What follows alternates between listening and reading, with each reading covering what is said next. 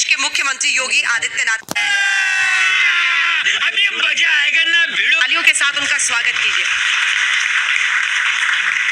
योगी जी पहले के वक्त में साधु संत योगी राजा को आशीर्वाद देते थे सत्याग्रह राज सिंहासन पर बैठने का, लेकिन आपने ये रवायत पलट दी। तो आप योगी जी हैं या राजयोगी?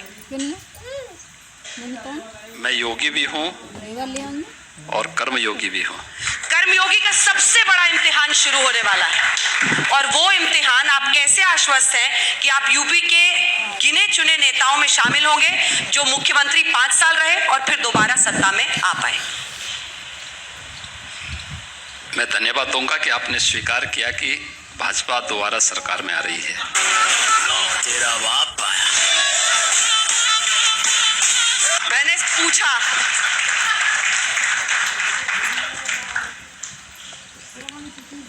और आपकी ये बात सच होगी। मैंने पूछा है सर, स्पिन मत दीजिए योगी जी। आपके मुंह से शब्द निकले हैं और मैं मानता हूँ ये सच होगा। तो कुछ देर पहले अखिलेश यादव जी मंच पर थे, उन्होंने एक सिरे से ये कहा और मैं उन्हें कोट करना चाहूंगी।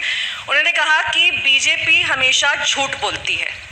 बेरोजगारी के मामले में उत्तर प्रदेश नंबर 1 है, कुपोषण के मामले में उत्तर प्रदेश नंबर 1 है, भूखमरी से मरने वाले मौत के आंकड़ों में उत्तर प्रदेश नंबर 1 है। आपकी सरकार ने एक भी बिजली का प्लांट नहीं लगाया। आपकी सरकार ने किसानों की कर्ज माफी नहीं की। आपने सिर्फ शिलान्यास अपने नाम किए हैं, अभी तक उद्घाटन नहीं कर पाए किसी भी चीजों का। 4.5 साल का वक्त था आपके पास, और खास तौर पे उन्होंने पूर्वांचल एक्सप्रेसवे का नाम लिया।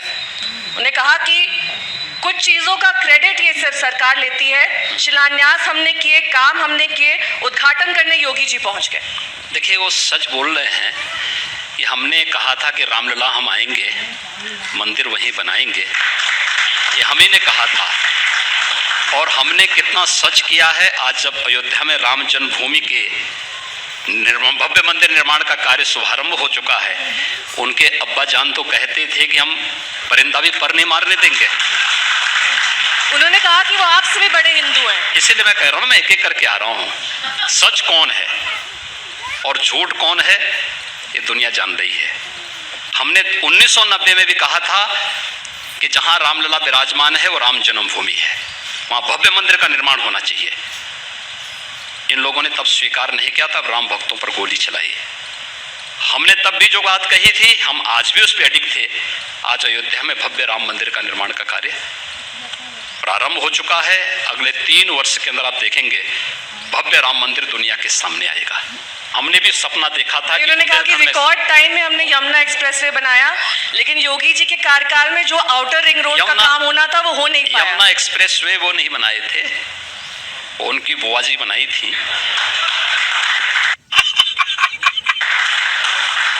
लेकिन यमुना एक्सप्रेसवे, आगरा लखनऊ एक्सप्रेसवे का वो अधूरा उद्घाटन कर दिए थे। हमारी सरकार ने आने के बाद पैसा खर्च किया और अभी भी उसका बाकी भुगतान हमारी सरकार कर रही है। देखिए, सपना देखना तो अच्छी बात है। उन्होंने 400 का सपना देखा है सर। अच्छी बात है। तो मेरी सहयोगी ने सवाल भी किया। मुझे देख करके आश्चर्य हो रहा है कि उन्होंने 500 क्यों नहीं कह दिया। सीटें ही 403। ओह, मैं वही कह रहा हूँ ना कि 500 कैसे नहीं कह दिए, क्योंकि जब बोलना ही है तो कुछ भी बोल सकते हैं। कल हमारी सरकार का अन्न वितरण का एक बृहद अभियान था, तो वो भी दिखाने के लिए कि हम भी हैं, तो अपनी एक BMW साइकिल लेकर के निकल पड़े थे कुछ देर कर पिकनिक के लिए। तो ये पिकनिक मना करके आप प्रदेश की जनता को भ्रमित नहीं कर पाएंगे। बड़े सारे फ्रंट खुले हुए हैं सर, कोविड से लेकर किसान, बहुत सारे, और आप कह रहे हैं 300+। कैसे होगा?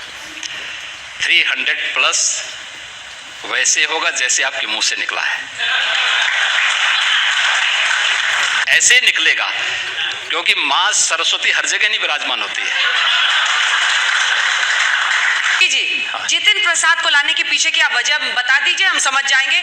जिस व्यक्ति ने पिछले 3 चुनाव हारे हो, उनको आपकी पार्टी क्यों लेकर आई? आपको ये सच्चाई भी जानकारी होनी चाहिए कि जितिन प्रसाद तो लोकसभा चुनाव में बीजेपी ज्वाइन करना चाहते थे। जितिन प्रसाद तो लोग चाहते तो बहुत लोग हो। मैं क्या कह रहा हूँ ना, अब ये देखिए, ज्वाइनिंग तब हो पाती जब दोनों में सहमति हो। क्यों लाए? मैं क्या उस कर रहा समय हूं? आपको उनकी मैं- जरूरत नहीं थी, आज ब्राह्मण चेहरा चाहिए। नहीं, हमें देखिए, हमें चेहरा से नहीं, हमें वह हर व्यक्ति चाहिए जो प्रदेश के हित में कार्य करने का इच्छुक हो। और अगर कोई आज आवेदन करे, हम तत्काल उसकी एंट्री तो नहीं होने देंगे ना। भाई अखिलेश जी कल कहें हम बीजेपी में आना चाहते हैं तो हम बोलेंगे कुछ दिन वेट करो बच्चे। अरे आप फौरन ले लीजिएगा, बहुत सारे लोग हैं, यादव आ जाएंगे उनके साथ। कोई आवश्यकता नहीं। उनसे बड़े हो सकता शिवपाल जी हों। चचा भतीजा सब पे डेंट मार रहे हैं आप। मैं क्या कह रहा हूँ, आखिर वो बड़े नेता उससे भी बड़े नेता होंगे, उनके पास उनसे ज्यादा अनुभव होंगे, जमीन से जुड़े हुए रहे हैं, माननीय मुलायम सिंह जी के सुख दुख के सहभागी रहे हैं, उनको ज्यादा अनुभव होगा कि नहीं होगा? नहीं योगी जी, आप जातियों में सबको एक साथ लेकर चलने की बात कर रहे हैं, दलितों ओबीसी देखिए, सबको प्रतिनिधित्व मिलना चाहिए। बीजेपी का लेकिन पार्टी का नारा सबका साथ सबका विकास भी है। आप अखिलेश यादव के अब्बा जान बार बार बोल रहे हैं। मैंने इसलिए कहा क्योंकि उनका विश्वास है। मुसलमानों को हमेशा ऐसा लगता है कि भाई उन्हें शामिल नहीं किया जा रहा है, और जितने कानून आप ला रहे हैं सब मुसलमानों को टारगेट करने के लिए ला रहे हैं। आप आवास योजना का लाभ देखिए, 17% मुस्लिम आबादी है यूपी के अंदर, और योजनाओं का लाभ उनको 32 से लेके 35% तक मिला है। क्या हमने रोका किसी का लाभ? किसी का नहीं। कानूनों के निशाने पर तो लग रहे कानून हैं। के नहीं। आप देखिए, अगर कोई तोड़फोड़ करेगा, आगजनी करेगा तो क्या हम आरती उतारेंगे? खील खील अल्लाह थाने रत सील तेरे यार के सहारे सरकार